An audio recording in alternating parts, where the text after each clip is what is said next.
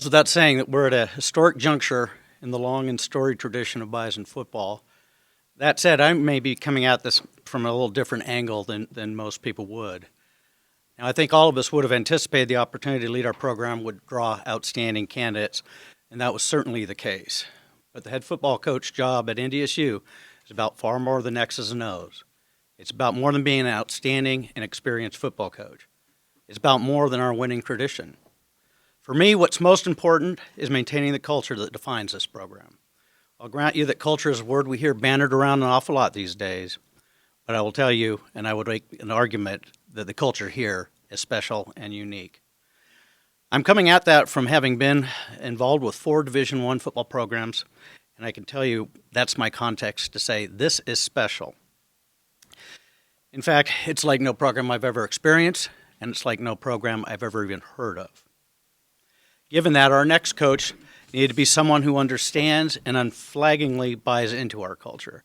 He needed to be someone who understands the history behind that culture, but where our culture is today and what it's going to be in the future. That was, for me, how our next football coach differentiated himself and why I have so much faith in his leadership. Mr. Larson? Shawnee, what an exciting day for NDSU, our football program. Coach Entz, his wife Brenda, and their sons Kellen and Connor. And I do just want to start first off by congratulating the team, the coaches, the staff, the fan base on what an unbelievable night on Friday night.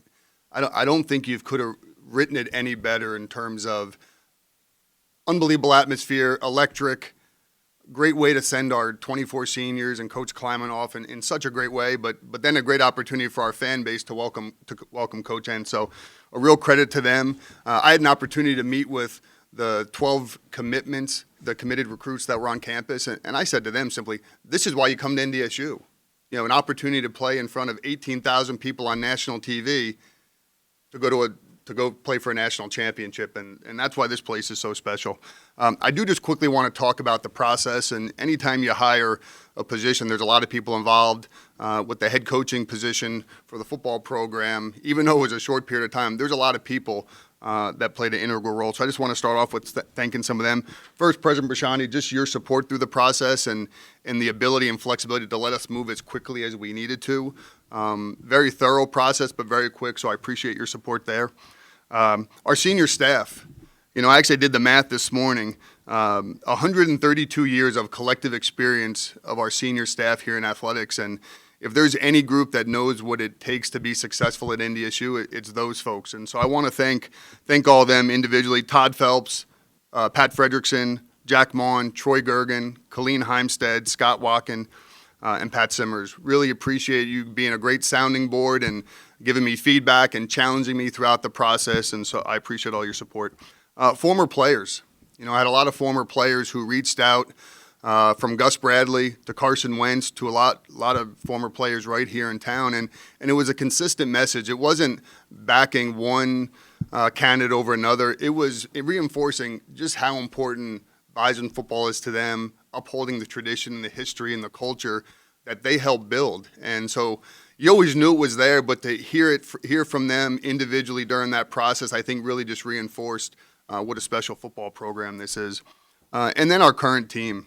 You know, I had a chance to meet with them last week and on Monday, and I promised them 2 things in terms of the process. One is that we were going to move really quickly in finding the next head football coach here at NDSU, but also I promised them that we were going to find the person who understood what it meant to be a Bison, understood the tradition and history, and would continue to uphold that. And can't thank that group enough. Incredibly mature group, handled last week, probably unlike any program in the country would handle it, and really thankful and proud of how that all went down. You know, when I had a chance to meet with you all last week, I talked about our goal was to hire the best person for this program at this time, and you know, I didn't know at the time that it meant walking across 17th over to the Fargo Dome and spending time with Matt Entz. And so when I first talked to him last Tuesday and told him of our interest in meeting with him as the head football coach and that we would meet with him probably late Wednesday night, when we sat with him Wednesday night in my house, I wasn't sitting in front of somebody who put together a plan over the course of the last 24 hours. He put together a plan that he's been working on the last 20 years of his life preparing for this head coach opportunity. So having watched Matt the last 5 years, it's more than just football for him. he understands as a coach, his responsibility is to develop these young men to be successful in life. He's fully embraced the tradition here at NDSU. Not only is he a family man, and you see that with his family here today, he's a mentor, he's a role model, but he's also a tenacious competitor, and he's a really good football coach. So without further ado, it's my honor to introduce and announce Matt Entz as the 31st head football coach at North Dakota State.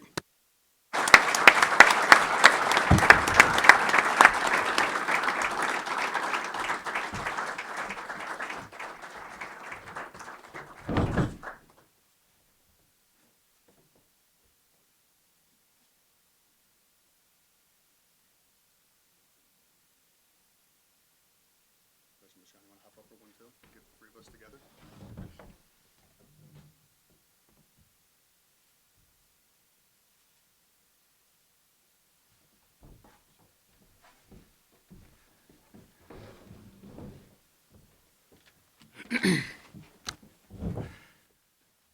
Well, it's been a busy 4 or 5 days, to say the least. First off, I need to say some thank yous, and of course, I need to thank President Brashani and Matt Larson for giving me this opportunity. Matt was right. For the last 20 years, this has been a goal of mine to become a head football coach.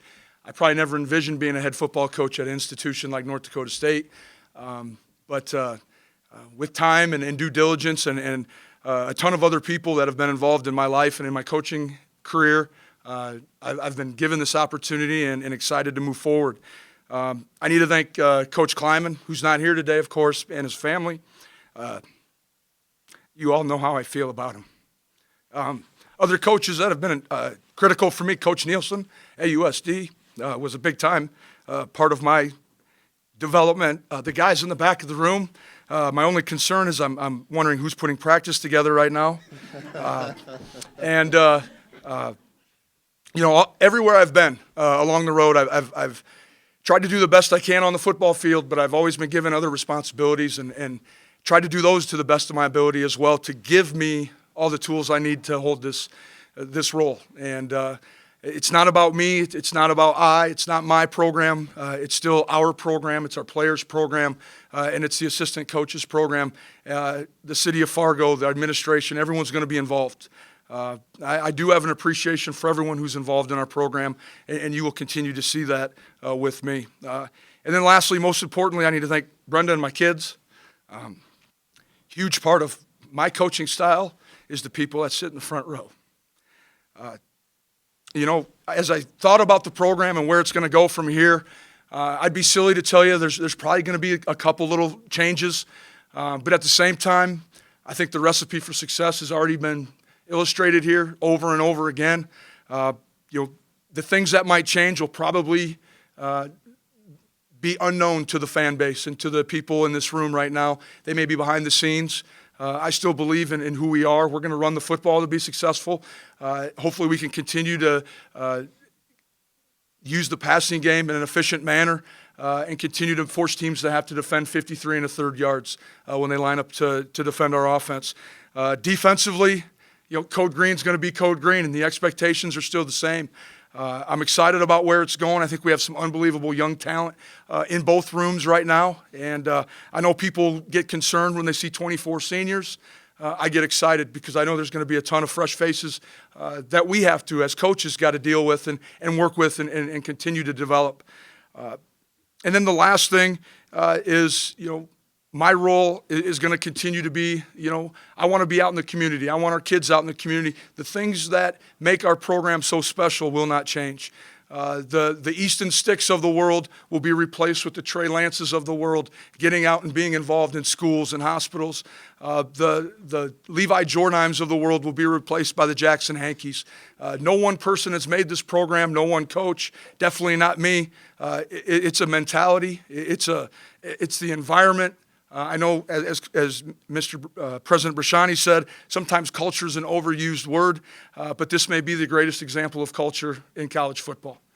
And then, the last thing is, having never been a head coach, I do appreciate the opportunity to become one. I feel like I know I'm ready. A week ago or week and a half ago, conversations with Coach Kleiman started, and at times there was, would I go to Kansas State, would I stay?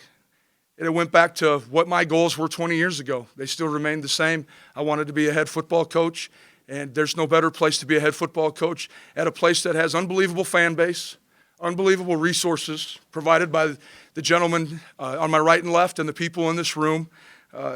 You have access to every student athlete, the best football players and people in the country. And this is home to us. This is home to my kids. And I look forward to getting busy and getting back on the practice field this afternoon.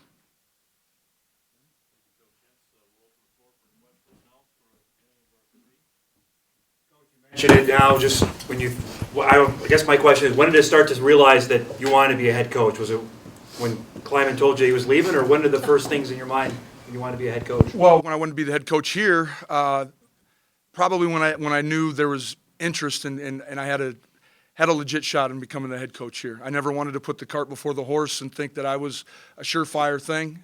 I hope that the work that I had done here at NDSU and at previous institutions was enough to at least warrant a conversation with Matt.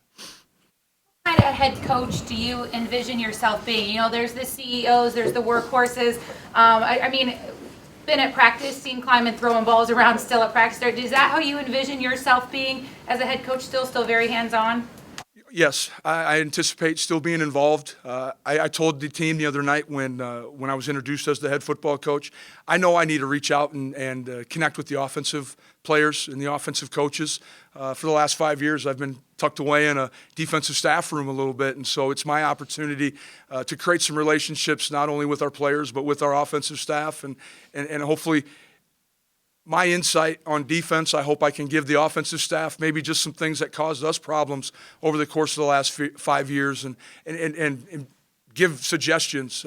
By no means am I a dictator. It's not going to be my way or the highway. I want people. I want solution people to be part of this program. There's too many answer people in this world. They have the answers, and it's usually on Monday. And so I want people who have solutions during the week and can help me be the best football coach that I can be. You know, from a player's standpoint, the number one thing that's or that I think is important is the experience of the student athlete.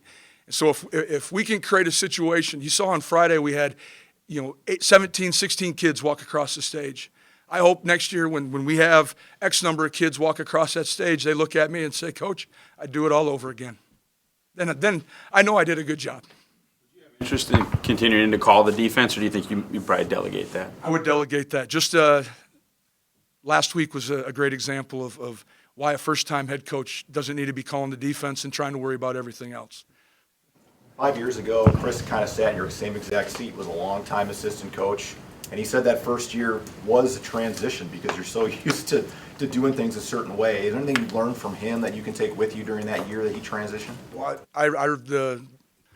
the funny story is I remember the Iowa State game. We were running low on the play clock, and all of a sudden he remembered with about 2 seconds left that he's the one responsible to call timeouts. And so there was lesson number one. I learned that I better start paying attention to the entire game and not turn my back. But I still want to be involved. Special teams-wise, I know I need to ramp up my efforts. They've been all kind of one-sided right now, but that's what's exciting about this. I don't want to lose touch with the game and become a CEO. I still want to be involved and have suggestions and go to clinics and continue to learn because you can't stay the same. You're either getting better or you're getting worse, and this program needs to continue to get better. How do you deal with the expectations, Matt? It might be a situation where your first year is going to be coming off 7 national titles in 8 years. If you go 8-3, Fargo might melt down. So how do you deal with that? I think I kind of responded to that a little bit earlier. If I create a program where it's all about the kids' experience, how can you say 8-3 is not a good year? Someone on that team enjoyed that season. So I'm ready for it. And I look forward to it. I know there's part of the reason why I took the job was I don't want to work somewhere that 7-4 is okay. I want to work somewhere where we're shooting for the stars every year, and hopefully next year, when next year gets here, I'll start worrying about it. Or when January 5th is over, I'll really start worrying about it. You got emotional talking about him, but can you just touch on the mentor and friend that Chris Kleiman has been to you? Well, I've known Chris probably my first recollection of Coach Kleiman was when I was in the 8th grade. He was a quarterback at Columbus High School, and I got to go watch him play in the state championship game. And then later that night, I got to watch Coach Messingham play in the state championship game. So, at times, I'll tell you, there's times I feel like I've been the little brother from Waterloo, but that's okay. It's been a good ride. He's allowed me to be in everything that I wanted to be part of with this program. When I went to work with him at a previous institution, I realized how intelligent he is. Just hanging around him, you can become a better football player or a football coach, better football player too.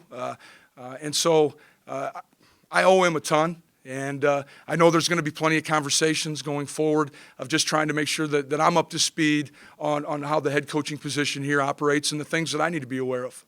Assistants, Matt. Timeline. Well, right now they're all standing in the back of the room, so the timeline is now. Coach, what's your role or roles over the next 3 weeks? I'm going to try to, first off, recruiting is a priority. The three things that I think are priorities is, one, recruiting the 2019 class. Matt made comment that we had 10 to 12 kids on campus this weekend. I got out Saturday evening and was in the home of a couple other kids. We're anticipating a great class on Wednesday morning.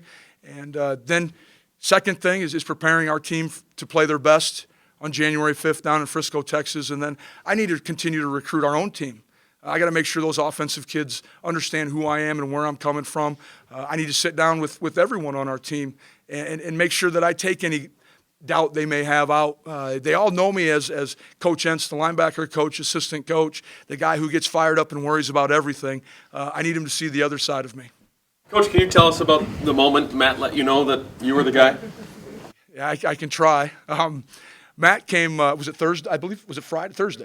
Thursday, he came up to my office. Him and Todd Phelps came up and stepped into my office. They shut the door and told me that I was going to be the next head football coach of NDSU. And a big smile came on my face, and I was super excited. We exchanged handshakes, and they knew that at the time, still trying to prepare for, Friday evening. Well, typically on Thursdays, it's snack day. If we win the week before, Thursdays, assistant coaches generally bring in snacks for their players. And my wife that day was bringing my snacks up to the players about the same time these guys were leaving my office. And so they called her back in, and all of a sudden Matt was able to tell us both at the same time. And to say we were both excited at the same time would be downplaying it. But you could tell I wear my heart on my sleeve. And players know that. They know what I think of them and how much I care for them. Just for President Brashani and Matt, what does it say about the program where, whether it's Gene Taylor leaving or Craig Bowl or now Chris Kleiman, there's that continuity and someone internally that can take the reins and the program just doesn't seem to miss a beat? Well, I think it's exemplified by Next Man Up. This program builds leaders, supports leaders, and keeps that process as a constant that we're very fortunate to enjoy here. In my experience, you don't see that continuity with the intensity and the consistency we enjoy here at many, if any, other programs in the nation. I would add too is I think we've hired head coaches when they fill out their staffs, they hire assistant coaches that want to be head coaches, and that's something that Coach Entz and I talked a lot about when we met. And the ability we talk about resources here. We resource our programs very well. So our coaches can go out and hire the best possible assistant coaches that are out there to join their team. And so you hope over that course of time, not only are they understanding just how special NDSU is, but they continue to get better and better. So we've been fortunate. You look at a lot of our history, we've been able to groom and have that succession plan in place. And so when the opportunity presents itself, we have some really good really good options in-house.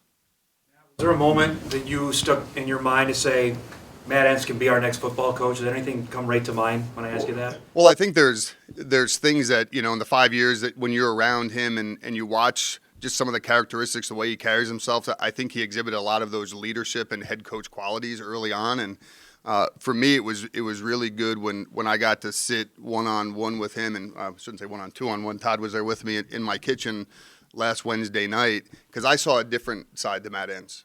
And that was really important for me to see. I mean, one who who was very determined, had a plan of how he was going to run this football program. Conversations that we hadn't had a chance to have prior. And so for me, that was the moment where it solidified to me, okay, I'm sitting here in front of our next head football coach. What can you, I know you can't talk too much about it, for the recruits that were here this weekend, were there any concerns? What did you say to them? Well, I think there's always concerns.